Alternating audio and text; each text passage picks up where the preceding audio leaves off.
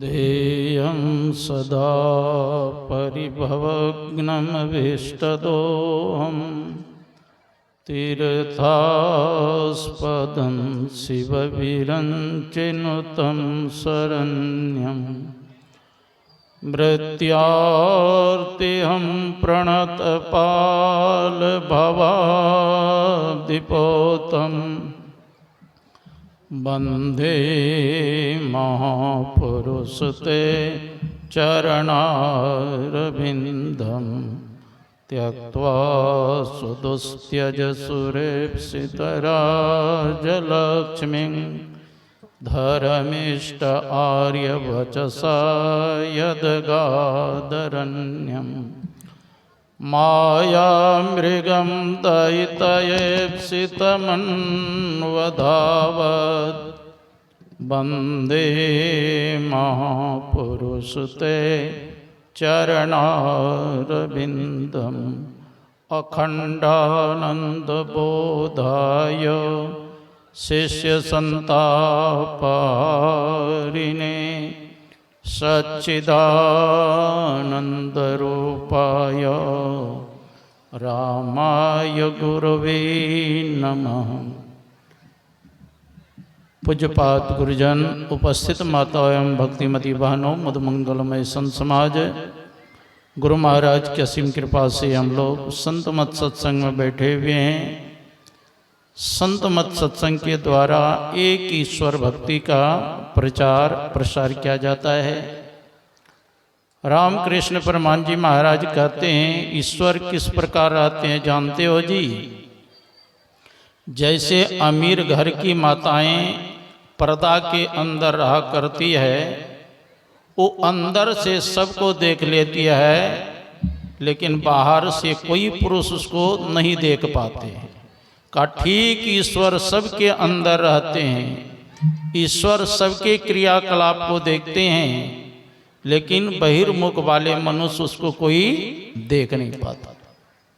भगवान कृष्ण गीता में कहते हैं, ईश्वरः सर्वभूतानां हृदयेर्जुन तिष्ठति भ्राम्यन् सर्वभूतानि यंत्रारूढ़ानि माया। हे अर्जुन, ईश्वर सभी प्राणी में भ्रमण करते हुए सबके हृदय में तिष्ठित है।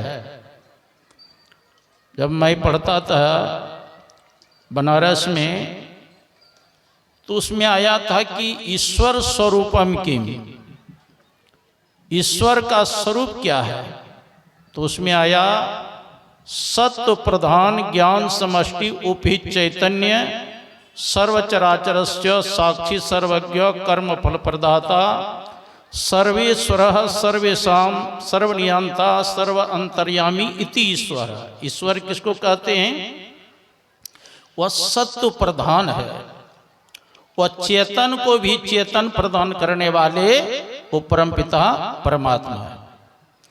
सर्वेषां सर्वनियंता, सबको उत्पन्न करने वाले वो परमात्मा है, और सबको नियंत्रण में भी रखने वाले वो परमात्मा है। सबका आधार वो परमात्मा है, और सर्व अंतर्यामी, सबके घट घट के बात को भी वो जानने वाले परमात्मा। सर्व अंतर्यामी इति ईश्वर, वेदांत में इसी को ईश्वर कहते हैं, उसी को परमात्मा कहते हैं। कोई ब्रह्म कहते हैं, कोई गॉड कहते हैं, कोई अल्लाह कहते हैं, कोई खुदा कहते हैं, कोई तितीन कहते हैं, कोई अहरमद कहते हैं। वही एक ईश्वर को, एक ईश्वर को जान लेने पर सब कुछ जाना जाता है। अगर उसको नहीं जाना तो कुछ भी नहीं जाना। हरिद्वार में ऋषिकेश में उधर प्रथा है, जब हम लोग भोजन करते थे तो गीता के 15वां अध्याय का पाठ होता था। 20 श्लोक है, उधर भोजन करते थे, मतलब परोसा जाता है और गीता का स्वस्वर पाठ किया जाता है। उसमें पहला श्लोक है, ऊर्ध्वमूलम अधःशाखम मस्वत्थम प्राहुरव्ययम छंदांसि यस्य पर्णानि अस्तम वेद स्वेद। ऊर्ध्वमूल, हम लोगों के जो माथा है ऊर्ध्व है, ऊपर है। अब वृक्ष का माथा किधर है? नीचे है, उसको अधः कहते हैं। ये संसार को एक पीपल का वृक्ष माना गया है। और संसार रूपी पीपल वृक्ष के डाल क्या है? तो 33 करोड़ देवी देवता को संसार रूपी पीपल वृक्ष के डाल माना गया। अब पत्ता क्या है? का पीपल वृक्ष के पत्ते 4 है, ऋग्वेद, सामवेद, आयुर्वेद और अथर्ववेद। ऊपर में देखेंगे कपोल, कोमल कोमल पत्ता होता है ना। 5 विषय को कपोल कहा गया, रूप, रस, गंध, स्पर्श, शब्द। कहते ये संसार रूपी पीपल वृक्ष के जो मूल को जानता है, जो जड़ को जानता है, वही वेद के तात्पर्य को जानने वाला, अर्थात वही वेदज्ञ है। तो संसार रूपी पीपल वृक्ष के मूल जड़ क्या है? का वही है परमपिता परमात्मा। का उसको अगर जान लिया तब तो सब कुछ जान लिया। अब उसको नहीं जाना तो कुछ भी नहीं जाना। जब ब्रह्मा जी सृष्टि करने में किम की कर्तव्य विमूढ़ हो गए, तो स्वयं भगवान विष्णु हंस रूप का धारण करके ब्रह्मा जी को समझाने के लिए आए। उसी को कहते चतुर्श्लोकी भागवत।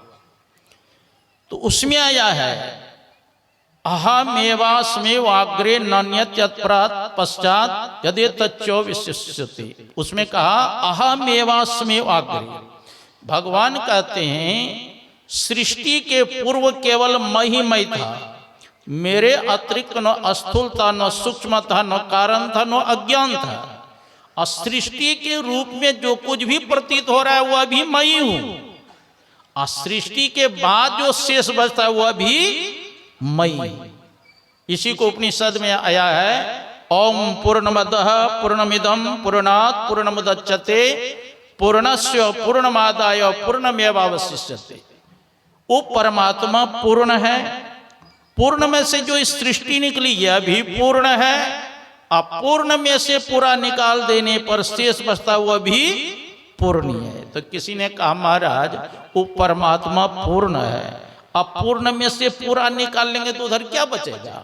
जैसे 1 कुंटल चावल है और दूसरे बोरा में हम पलट देंगे तो उसमें चावल बचेगा?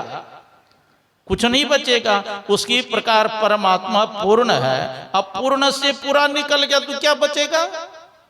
तो मैं भी तर्क करता हूं कि कोई गणित का प्रोफेसर है और अपने विद्यार्थी को पूरा के पूरा गणित पढ़ा दिया, जितना जानता था सबके सब पढ़ा दिया। अब तो प्रोफेसर को गणित पढ़ाने का ज्ञान नहीं होना चाहिए क्योंकि पूरा पढ़ा दिया। कोई वकील है अपने चेला को पूरा वकालत सिखा दिया, जितना जानता था पूरा के पूरा ज्ञान दे दिया। अब तो वकील को वकालत करने का ज्ञान नहीं होना चाहिए क्योंकि पूरा सिखा दिया। कोई डॉक्टर है अपने विद्यार्थी को पूरा डॉक्टरी विद्या सिखा दिया, पूरा के पूरा जितना जानता था कुछ भी छिपा के नहीं रखा। तो क्या डॉक्टर को उससे भिजने का ज्ञान नहीं होना चाहिए क्योंकि पूरा सिखा दिया? अरे एक विद्यार्थी को कौन कहे, लाखों करोड़ों विद्यार्थी को पूरा के पूरा ज्ञान देने के बाद भी पूरा बचेगा कि नहीं बचेगा? हाँ का उसी प्रकार ये एक सृष्टि कौन कहे?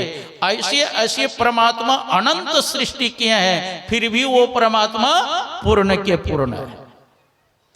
जैसे लोटा का जल है, दूसरे लोटा में डाल देंगे तो समाप्त हो जाएगा।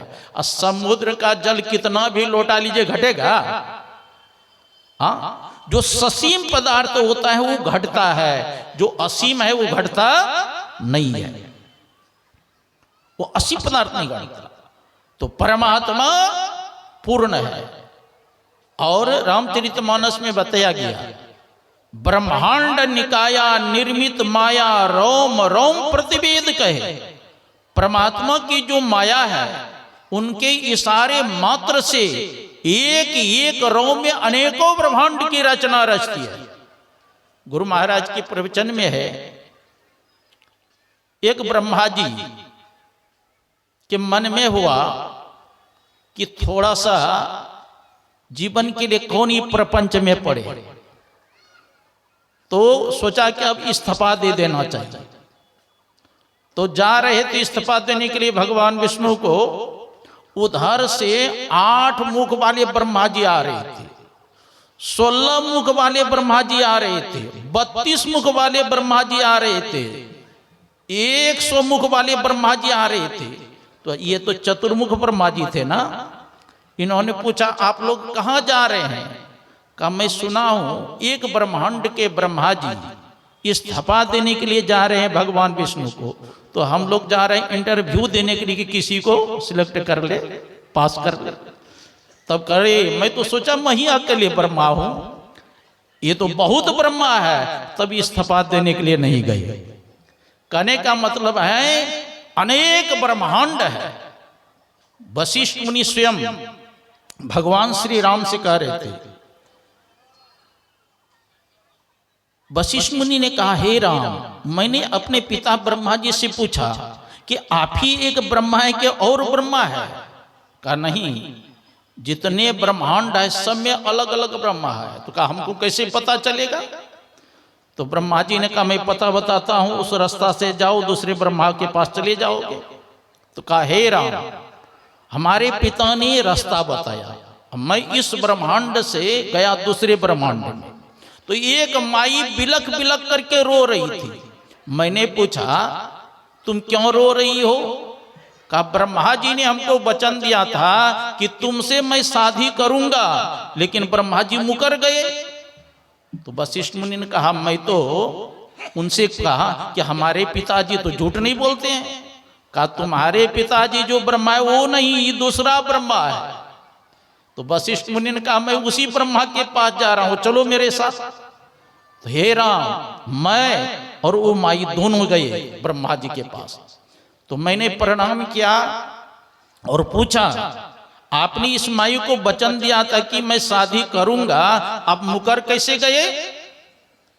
तो ब्रह्मा जी ने कहा देखो मैंने वचन दिया था कि मैं शादी करूंगा, लेकिन मैंने फिर विचार किया जिस ब्रह्मांड में मैं रहा हूं इस ब्रह्मांड का प्रलय होने वाला है, तो मेरे साथ में ये रहेगी तो इसका भी प्रलय हो जाएगा, इसलिए मैंने शादी करने से इनकार कर गया। देखो तुम दोनों आ गए हो इस ब्रह्मांड में, अब इस ब्रह्मांड का प्रलय होने वाला है, जल्दी से भागो नहीं तो तुम दोनों का प्रलय हो जाएगा।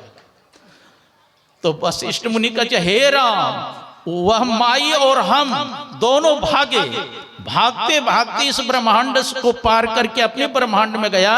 और जब उलट कर देखा तो ब्रह्मा समेत वह ब्रह्मांड जल करके भस्म हो। तो एक ही ब्रह्मांड नहीं है, अनेक ब्रह्मांड है। ब्रह्मांड निकाया निर्मित माया, रोम रोम प्रति वेद कहे। एक एक के रोम में अनेकों ब्रह्मांड की रचना करती है, कितना अद्भुत है। रीत्यर्थम यत् प्रतीयेतो न प्रतीयेच्चात्मनि तद विद्यात्मनोमयम् यथा भासो यथा तमः। रीत्यर्थम, जो दिखाई दे रहा है वो सत्य नहीं है, और जो नहीं दिखाई दे रहा है वो सत्य है। गजब की बात है कि नहीं? ये पंडाल बना है, ये सत्य है कि असत है? ये असत है, लेकिन दिखाई दे रहा है ना। हम लोगों का जो शरीर है ये असत है, लेकिन दिखाई दे रहा है ना। जो असत पदार्थ है वो दिखाई दे रहा है, लेकिन आत्मा सत्य है, परमात्मा सत्य है, दिखाई दे रहा है।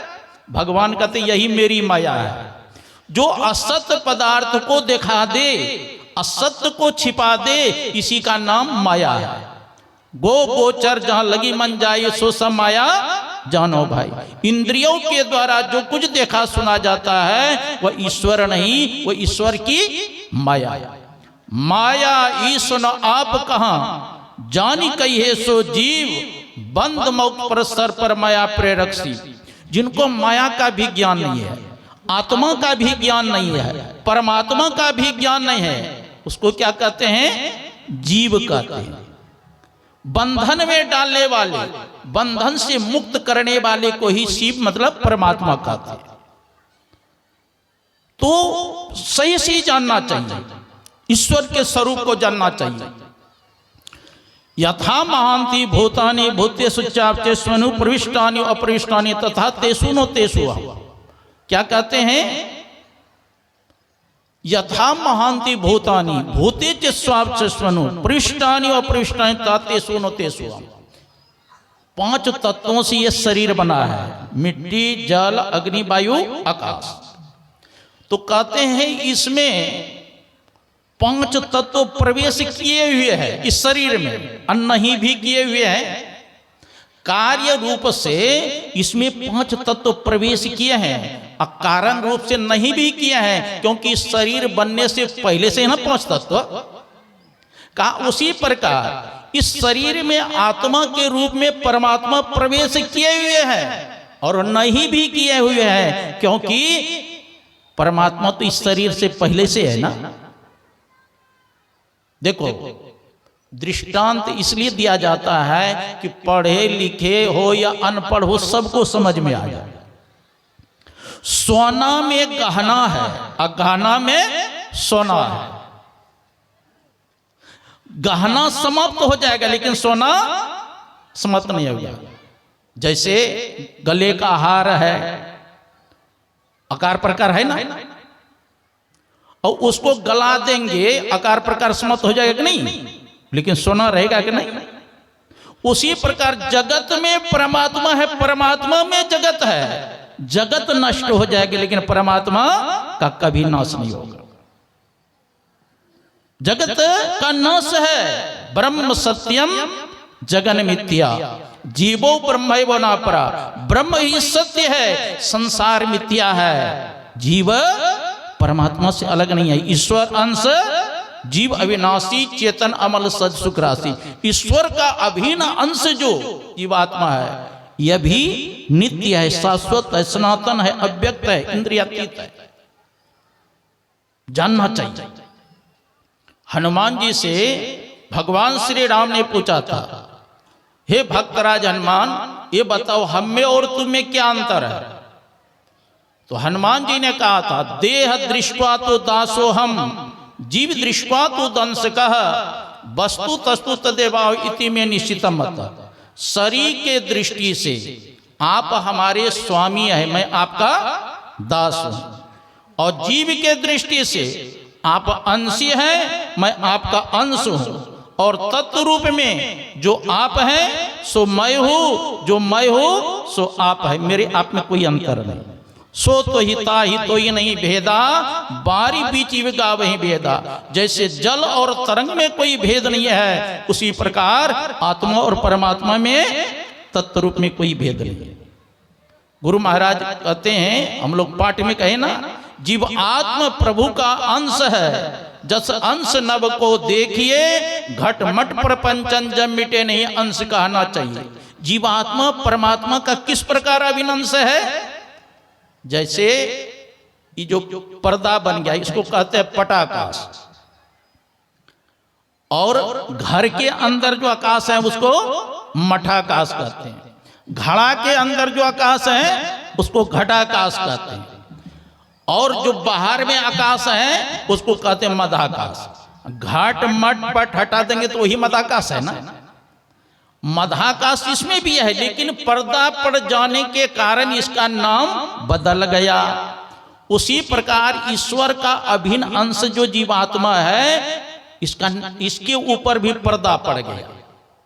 यह जीव 5 शरीर के अंदर आ गए हैं, स्थूल, सूक्ष्म, कारण, महाकारण, कैवल्य 5 शरीर के अंदर।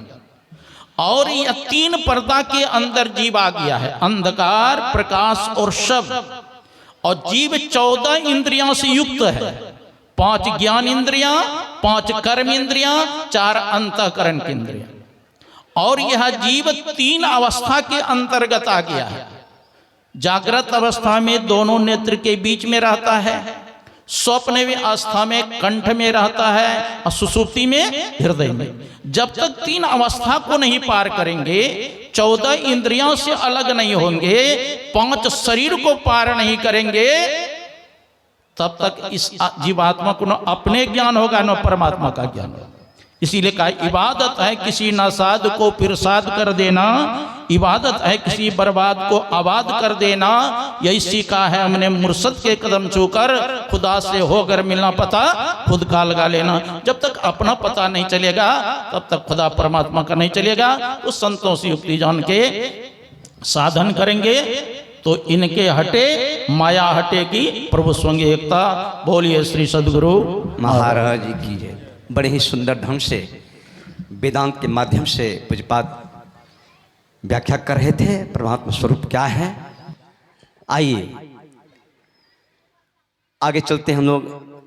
जो संत मत के प्रकांड प्रखर विद्वान के रूप में हमारे बीच डॉक्टर विवेकानंद स्वामी उपस्थित हैं,